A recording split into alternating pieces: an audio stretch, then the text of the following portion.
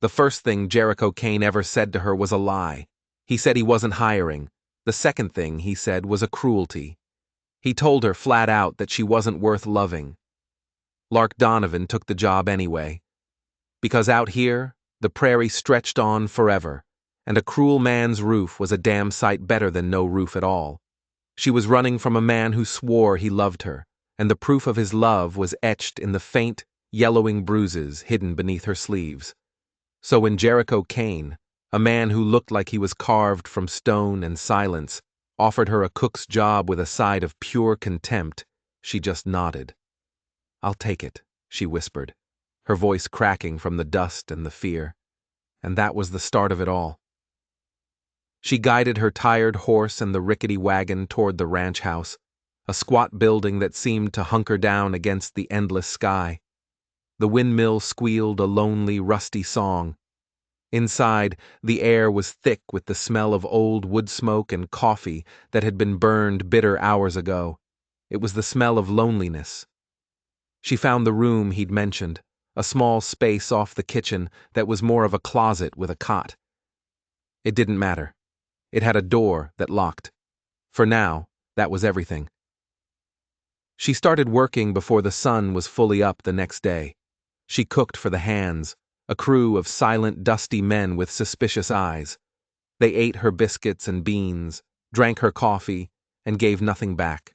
Not a word, not a nod. She scrubbed floors that seemed to hold the dirt of generations. And most of all, she stayed out of Jericho Kane's way. He moved through his own house like a ghost, a tall, broad shadow that sucked the air out of a room. He always ate last, after the men had left, and he looked right through her as if she were made of glass and dust. But at night, things were different. The first night, after the dishes were done and the house fell silent, a floorboard creaked just outside her door. Lark went rigid on her cot, her heart slamming against her ribs. The old fear, the one she'd ridden 1,000 miles to escape, rose up hot and suffocating in her throat. A shadow flickered across her small window, a shape broad enough, tall enough, to be him. She squeezed her eyes shut, every muscle tensed, waiting for the scrape of a key, the turn of the handle, the heavy footstep that meant her tiny sanctuary was just another cage. But it never came. The footsteps hesitated, then receded into the groaning silence of the old house. He had been there. He had stood right outside her door in the dead of night, and then, for some reason she couldn't possibly understand, he had walked away. The question was, why? What did he want? And would he be back tomorrow? The days fell into a harsh, quiet rhythm. Lark cooked. She cleaned. She learned the names of the hands from their muttered conversations.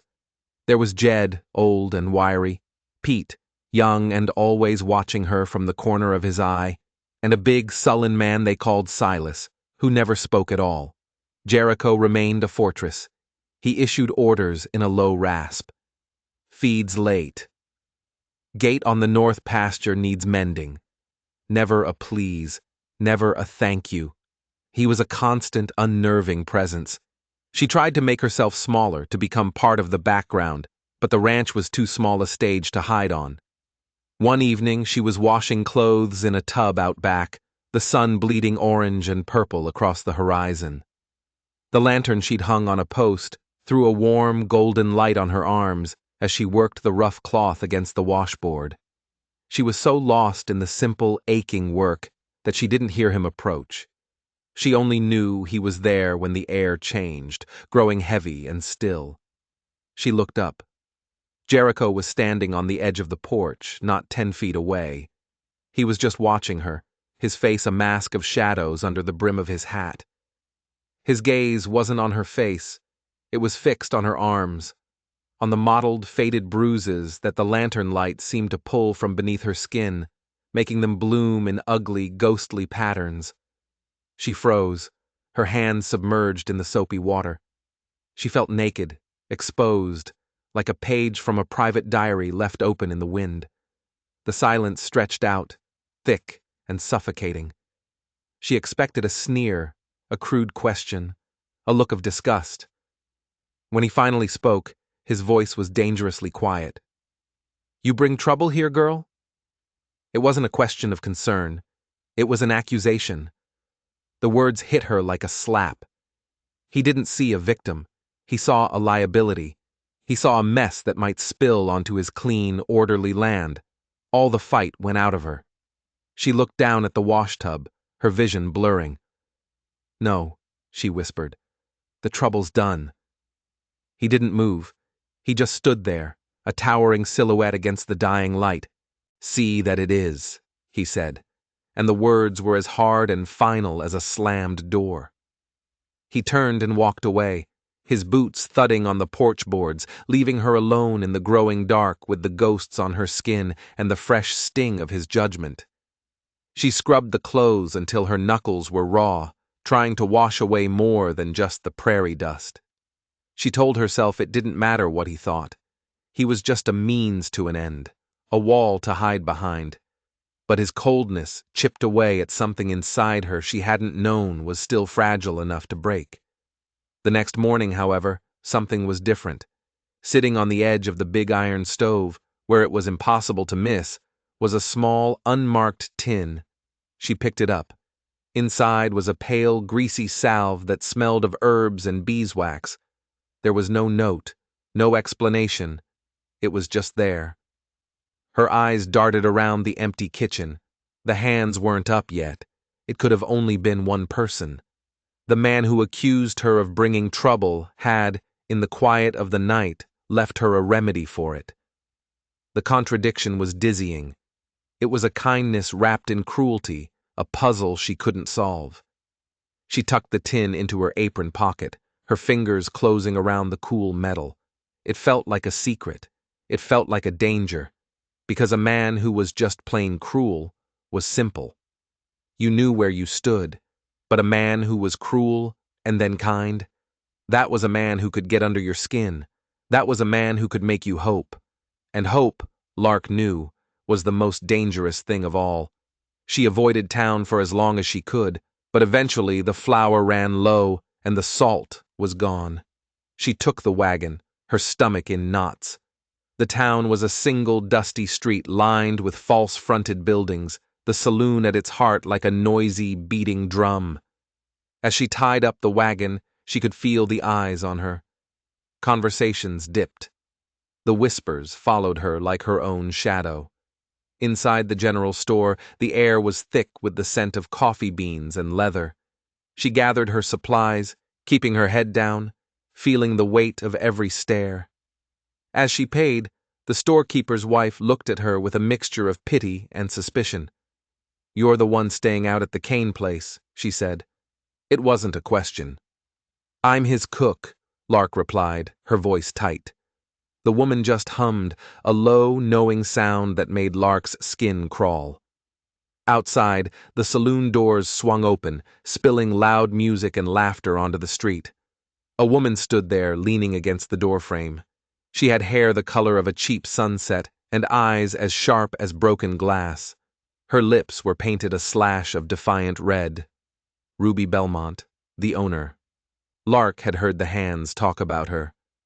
"Well, look what the wind blew in," Ruby called out, her voice carrying across the street.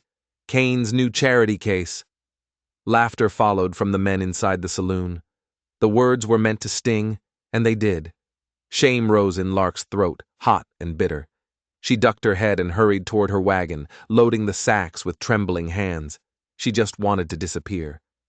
But as she untied the reins, she glanced across the street again, and her blood ran cold. Jericho Kane was there. He was sitting on his horse, half hidden in the shadow of the blacksmith's workshop. He was just watching. He hadn't been there a moment ago. He must have ridden in behind her. He'd seen the whole thing. He'd heard Ruby's taunt, heard the laughter. He had sat there and done nothing. He let the town tear strips off her without lifting a finger. A cold, hard knot formed in her chest. Of course he did. He probably agreed with them. He was just confirming what he already believed. She was trouble. She got the wagon moving, urging the tired mare into a trot, not looking back. The dust of the town couldn't vanish fast enough. That night, the kitchen was thick with attention you could cut with a knife. Jericho ate in his usual silence, but his presence felt different, larger, heavier. After the hands had shuffled off to the bunkhouse, Lark was cleaning the last of the pots, her back to him. She thought he had gone. "Don't let them get to you." The voice was so low she almost didn't hear it.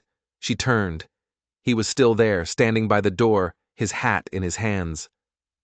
"The town," he said, clarifying. "They're a bunch of gossiping fools. They don't know a damn thing."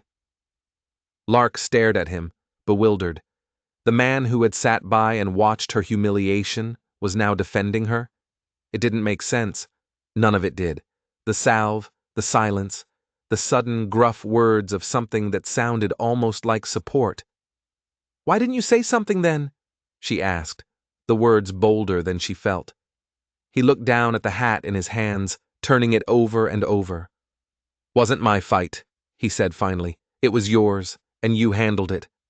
He looked up, and his eyes held a flicker of something she'd never seen before. Not pity.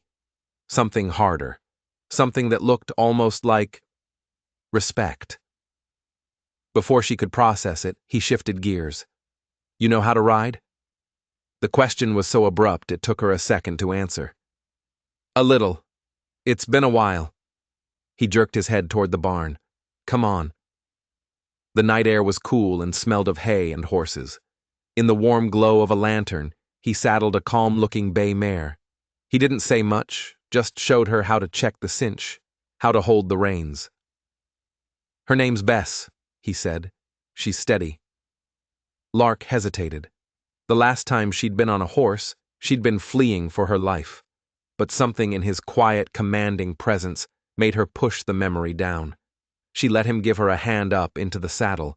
He led her around the corral, his voice a low, steady rumble, offering quiet instruction. He didn't crowd her, didn't make her feel foolish. He just walked alongside her, a silent guardian in the dark. For the first time in what felt like a lifetime, a genuine feeling of peace settled over her. The gentle sway of the horse, the vast, star-dusted sky, the solid presence of the man beside her. It was a freedom she hadn't realized she'd been starving for.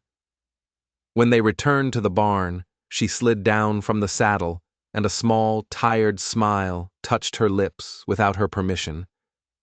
Jericho saw it.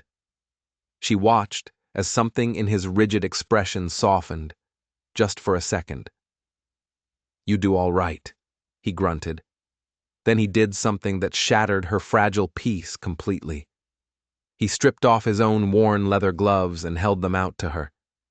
"Winter's coming," he said. "Ground's hard. Keep your hands from getting torn up." She just stared at them. They were simple, scarred leather work gloves, but it was the most profoundly gentle gesture she had received in years. It wasn't a gift meant to buy her or own her. It was just practical, considerate. It undid her more than 1,000 pretty words ever could. She took them, her fingers brushing his. His skin was rough, calloused. A shock went through her, a jolt of simple human contact that she hadn't felt in so long. "Thank you," she whispered. He just nodded and turned away, disappearing into the darkness of the barn. Lark stood there, clutching the gloves. They were still warm from his hands, and with that warmth came a sudden, terrifying thought. A name. A name she tried every day to forget. A name that tasted like ash in her mouth. Clyde McGrath. He wouldn't have given her gloves. He would have given her bruises for being out so late. The difference between the two men was a chasm as wide as the prairie itself. And as she stood there under the cold, distant stars, a new kind of fear took root. Not the fear of Jericho Kane, but the fear that this quiet, broken man might be teaching her to feel safe again. And she knew, with a certainty that chilled her to the bone, that the moment she felt truly safe was the moment Clyde McGrath would choose to appear. He had a sixth sense for it. He always had. Somewhere out there under this same vast sky, he was looking for her, and he would not stop until he found her. The first cold snap of autumn arrived overnight, frosting the edges of the water trough and making the air bite. With it came a new visitor, Marshall Wyatt Cololton. He was an older man with eyes that had seen too much and a face etched with the lines of hard decisions. He rode in not with a fuss, but with a quiet purpose that set Lark's teeth on edge. Jericho met him by the corral, and Lark watched from the kitchen window, her hands twisting in her apron. They spoke for a long time, their voices too low to carry. The marshal's gaze kept flicking toward the house, toward her. Finally, the lawman nodded, tipped his hat, and rode off. Jericho stood watching him go, his shoulders set like a wall of granite. He didn't come inside for a long time. When he did, he didn't look at her. He walked straight to the fireplace and stoked the embers, even though the room was already warm. "He's in town," Jericho said, his back still to her. The words dropped into the silence like stones in a well. Lark didn't have to ask who. Her blood went cold. "He asked about me?" "He's asking about a woman who passed through a few weeks back. Pretty. Copper hair." Jericho turned, and his eyes were dark, unreadable. "He's calling himself a salesman, but the marshal says he wears his gun like he knows how to use it." A tremor started in Lark's hands. Clyde. He was here. He was charming his way through town, painting himself as the victim, the worried man looking for his lost love. She knew his act. She'd seen it fool a dozen towns before. "The marshal," she began, her voice a dry whisper. "Did he—" "He thinks you're running from the law," Jericho cut in, his tone flat. "He said you picked a better man to hide with this time." The emphasis was slight, but it was there. The lawman didn't trust her. He saw her as the problem, the common denominator in whatever trouble was brewing. To him, she was just another woman who attracted bad men. The injustice of it was a bitter pill to swallow. She had done nothing but survive. "I didn't do anything wrong," she said, more to herself than to him. Jericho's gaze held hers. "Doesn't matter. Trouble's found you anyway."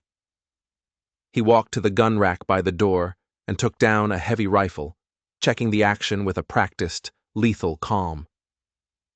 "But it stops here." The finality in his voice was terrifying and comforting all at once. He was drawing a line in the sand. For her. A woman he barely knew. A woman he'd claimed wasn't worth loving. It made no sense. Why would he risk himself for her? That night, she saw the lantern again, a small, bobbing light making a slow, deliberate circuit of the ranch buildings. It wasn't a ghost. It was Jericho. He was walking the perimeter, his rifle in the crook of his arm, standing watch while she slept. But she didn't sleep. She sat on her cot, the leather gloves he'd given her in her lap, and watched the small light move through the darkness. A silent protector. A guardian. And then, just before dawn, she saw another light. Far out on the ridge overlooking the ranch, a tiny spark flared. A match. Then the faint orange glow of a cheroot. Someone was out there in the cold and the dark, watching them back. Watching the watcher. The hair on her arms stood up. It was him. Clyde. He was playing his game, letting them know he was there, enjoying their fear, savoring it like a fine meal. He wasn't going to storm the gates. That wasn't his style. He would wait. He would circle.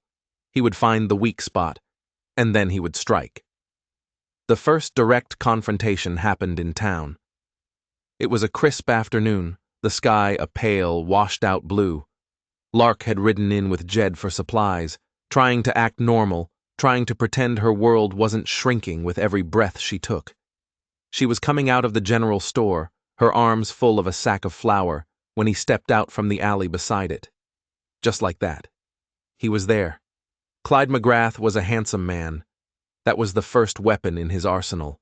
He had an easy smile, warm eyes, and a way of standing that was both relaxed and predatory. He looked at her, and his smile was full of fond memories and shared secrets that had never existed. "Well now, Larkbird," he drawled, his voice a low, intimate caress that made her skin crawl. "Ain't you a sight for sore eyes? I've been worried sick." Her whole body locked up. The flour sack suddenly felt like it weighed 1,000 pounds. "Leave me alone, Clyde." He chuckled, a soft, pleasant sound. People walking by smiled at the charming man talking to his sweetheart. "Now, why would I do that? We belong together. You know that. Just a little misunderstanding is all." He took a step closer, his hand reaching for her arm. The scent of him, whiskey and cheap cologne, hit her, and she flinched back as if she'd been burned. "Don't touch me." His smile tightened, the warmth in his eyes turning to ice for just a fraction of a second. "Don't make a scene, darling. Let's just go on back to the hotel and talk this through." She said not to touch her. The voice came from the saloon doorway. Ruby Belmont was standing there, wiping a glass with a rag. Her expression was bored, but her eyes were flinty. Clyde's head snapped toward her. "This ain't your business, Ruby." "A man bothering a lady on my street is always my business," she said, her voice sharp. She looked from Clyde to Lark, and for a moment Lark saw something unexpected in the saloon keeper's eyes. Not pity, not curiosity, fear. Ruby was afraid of him. She knew him. Clyde held his hands up in a gesture of mock surrender. "No harm done. Just talking to my girl." He gave Lark a look that was both a promise and a threat. "We'll talk later, Larkbird." Then he tipped his hat and sauntered down the street as if he owned it. Ruby watched him go, her knuckles white around the glass she was holding. Then she looked at Lark. "You get back to that ranch and you stay there," she said, her voice low and urgent. "You don't know what you're dealing with. That man, he doesn't let go." Her own hand was trembling slightly. "He never lets go." The warning, coming from a woman like Ruby, was more chilling than any threat Clyde could have made. Lark practically ran back to the wagon where Jed was waiting. Her heart was a frantic bird beating against the cage of her ribs. When she got back to the ranch, Jericho was in the barn, mending a piece of tack. He took one look at her white, stricken face and dropped the leather strap. "He found you," he said. It wasn't a question. She just nodded, unable to speak. "Did he touch you?" The question was quiet, but laced with a cold, deadly something she'd never heard in his voice before. "No. Ruby. She said something." Jericho's jaw tightened. He knew Ruby. Everyone did. But the fact that she had intervened seemed to mean something specific to him. He was silent for a long moment, his gaze distant, as if looking at a memory. Then he looked back at her, and the coldness in his eyes was replaced by a grim resolve. "He won't get a second chance," Jericho said. That night, the storm that had been threatening for days finally broke. Rain lashed against the windows, and thunder rattled the old house to its foundations. Lark was trying to sleep, but every clap of thunder sounded like a gunshot. Sometime after midnight, she heard a noise over the roar of the storm. A tapping. At her window. She sat bolt upright, her blood turning to ice. It couldn't be. The wind. It had to be the wind. A branch, maybe. Tap, tap, tap. It was deliberate, slow. She crept out of bed and peered through a crack in the curtains. In a flash of lightning, she saw a face. Pale, smiling, rain plastering the hair to its forehead. Clyde. He was right outside her window. He put a finger to his lips in a parody of a secret, his smile widening. He pointed toward the front of the house, then vanished from the window. He was showing her how easily he could get to her. He was telling her that Jericho's walls meant nothing, that he could reach her any time he wanted. She backed away from the window, a scream trapped in her throat. She fumbled for the lock on her door, her hands shaking too badly to work the bolt. The front door of the house creaked open. She could hear his wet boots on the floorboards of the main room, slow, deliberate, confident. He was inside the house. She was trapped. Her eyes darted around the tiny room. There was nowhere to run, nowhere to hide. The footsteps stopped right outside her door. The handle began to turn. Then, from the other end of the house, came the unmistakable, metallic click of a rifle hammer being cocked. The footsteps outside her door stopped. A heavy silence fell, broken only by the drumming of the rain. "That's far enough." Jericho's voice cut through the darkness, calm and flat as a tombstone. Lark could hear the smirk in Clyde's voice when he answered. "Just came to get my property, Kane. No need for you to get involved." "She's not property," Jericho said, "and I'm already involved. Get out of my house." "Or what? You'll shoot me? I don't think you have it in you." There was a long pause, and when Clyde spoke again, his voice was a venomous whisper. "You couldn't save the last one, Kane. What makes you think you can save this one?" A silence followed that was more terrible than the thunder. The last one? What did he mean? The floorboards groaned as Jericho took a step. "Get out!" The two words were spoken with such quiet, controlled rage that the air in the house seemed to crackle. For a moment, nothing happened. Then Lark heard Clyde's soft, mocking chuckle. The footsteps retreated. The front door opened and closed. He was gone. Lark sagged against her door, sliding down to the floor, her body trembling uncontrollably. She sat there in the dark for what felt like hours, listening to the rain. She heard Jericho move to the front door, the heavy sound of a bar sliding into place.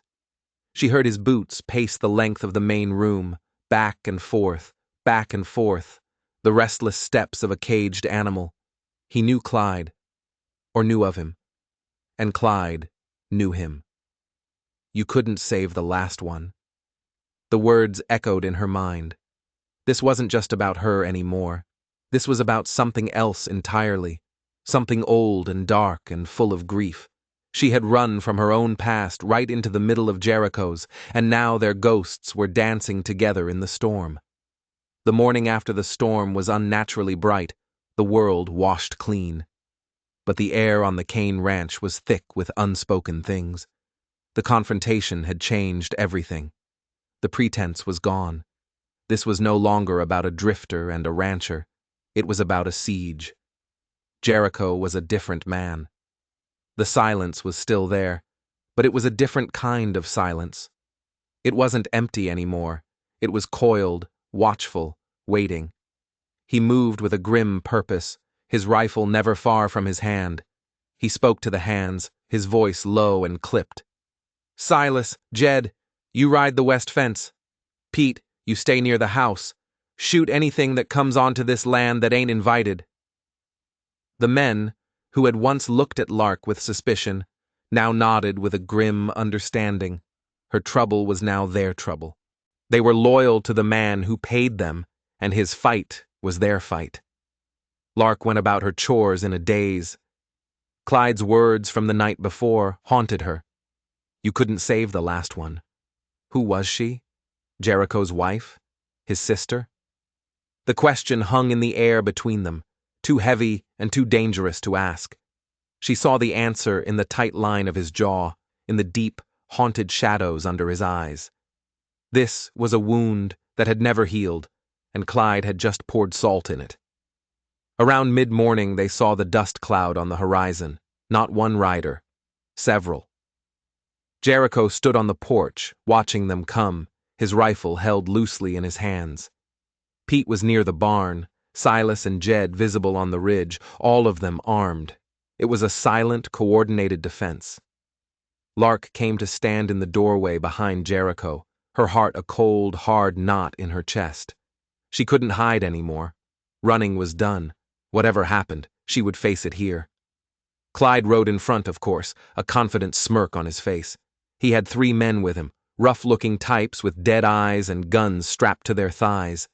He reined in his horse just outside the yard, a casual, arrogant posture that made him seem untouchable. "Morning, Kane," he called out, his voice smooth as honey. "Nice day for a chat. I've come to collect what's mine." "She's not yours," Jericho said, his voice flat and even. It carried an unnatural weight on the clean morning air. Clyde chuckled, a sound that didn't reach his eyes. That's where you're mistaken. Lark and me, we have an understanding. A woman gets confused sometimes, needs a firm hand to guide her back home. His gaze slid past Jericho, pinning Lark where she stood in the doorway.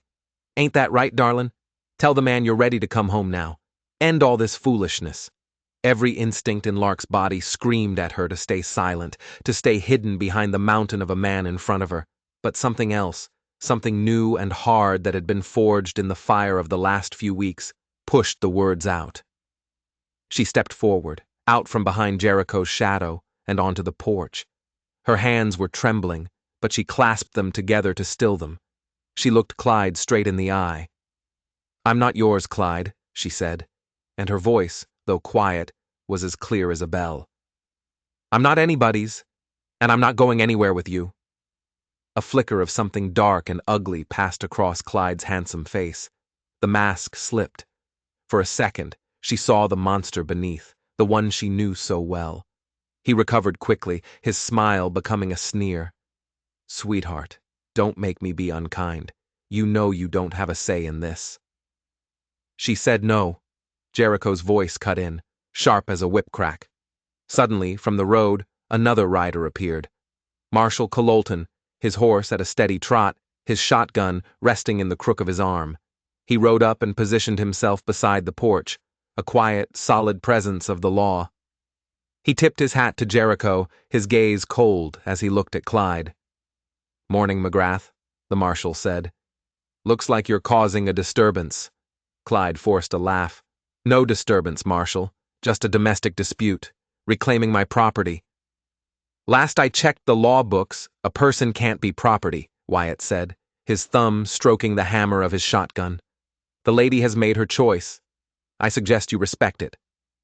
Clyde's face was turning an ugly shade of red beneath his tan.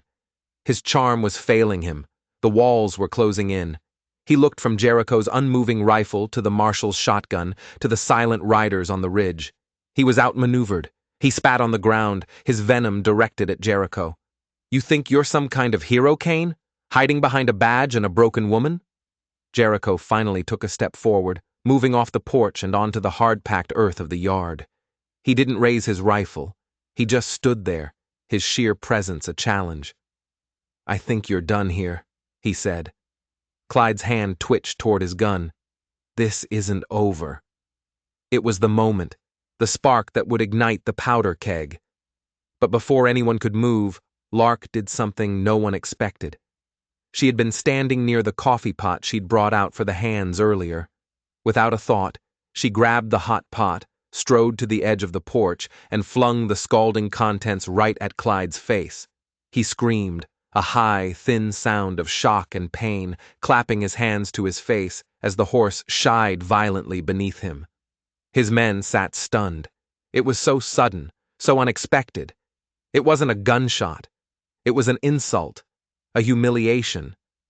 Clyde tore his hands from his face, which was now red and blistering, coffee grounds clinging to his skin. The look of pure, murderous hatred he gave her was the truest thing she had ever seen on his face. But his power was broken. His cool, confident image was shattered. He was just a bully with a burned face. You'll regret that, he hissed, his voice raw with pain. I regret ever meeting you, she shot back, her voice shaking with adrenaline but strong. Now get off this land. Clyde stared at her, then at Jericho, then at the marshal. He was beaten.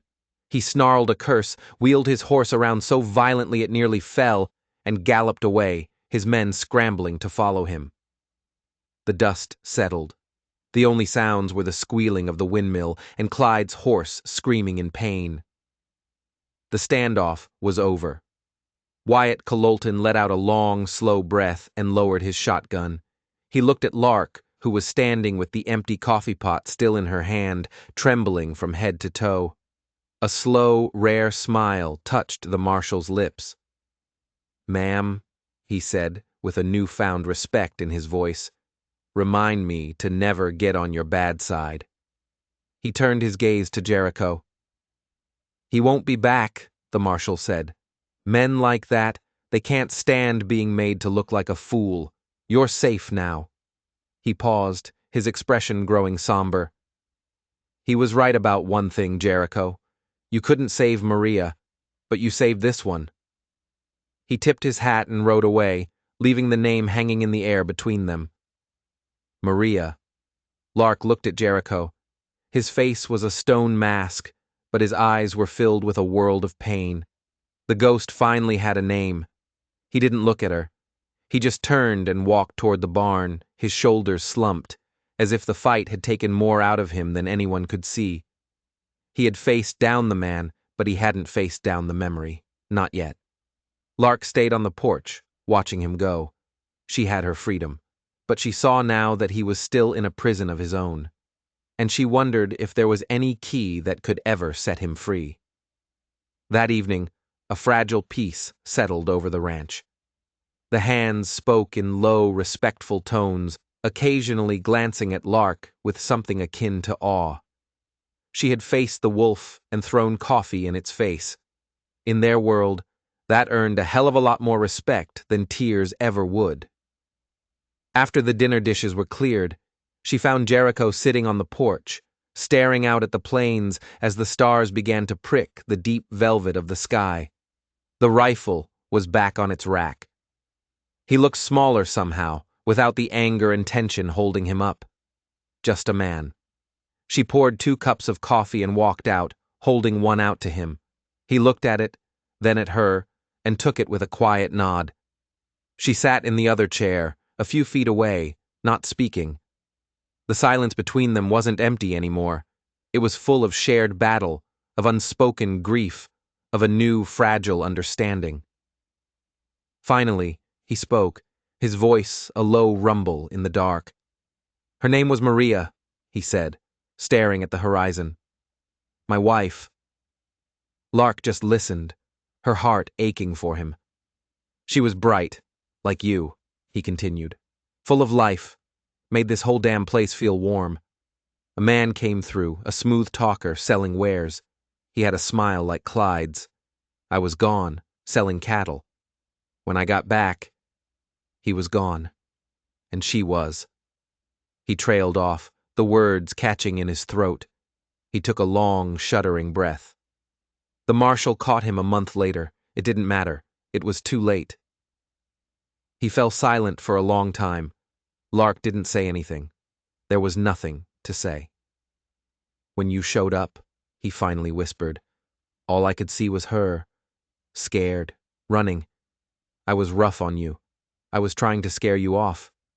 For your own good. I figured if I pushed you away, trouble wouldn't follow you here. Wouldn't happen again.